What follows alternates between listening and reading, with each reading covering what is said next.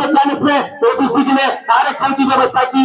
बाबा साहब डॉक्टर अम्बेडकर ने 340 में ओबीसी के लिए किए, 341 में एससी के लिए किए और 342 में साथियों एसटी के लिए किए। बाबा साहब डॉक्टर अम्बेडकर ने ओबीसी के लोगों में पहले व्यवस्था की।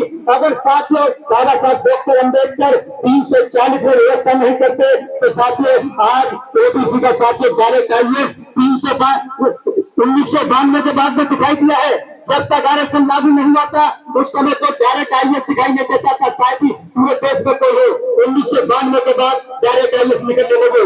जब बाबा साहब ने 304 में व्यवस्था की, जवाहरलाल नेहरू प्राइम मिनिस्टर थे, बाबा साहब ने 3 बार ड्राफ्ट किया जवाहरलाल नेहरू के सामने कि मैंने संविधान में आरक्षण की व्यवस्था की है, आप उनके लिए कभी संयुक्त किए तो जवाहरलाल नेहरू ने 3 बार ड्राफ्ट वापस कर दिया। बाबा साहब डॉक्टर अम्बेडकर ने दुखी होकर 27 सितंबर 1951 को अपने पद से इस्तीफा दे दिया था। 15 दिन तक बाबा साहब के पीछे मिन्नतें करते रहे, खुशामद करते रहे कि बाबा साहब ने इस्तीफा वापस ले लिए। 12 अक्टूबर 1951 को बाबा साहब का इस्तीफा स्वीकार किया गया। बाबा साहब ने सामाजिक आंदोलन तेज कर दिया। सामाजिक आंदोलन की वजह से जवाहरलाल नेहरू ने 23 जनवरी 1953 को कायदा पालन पर कभी सरकार किया।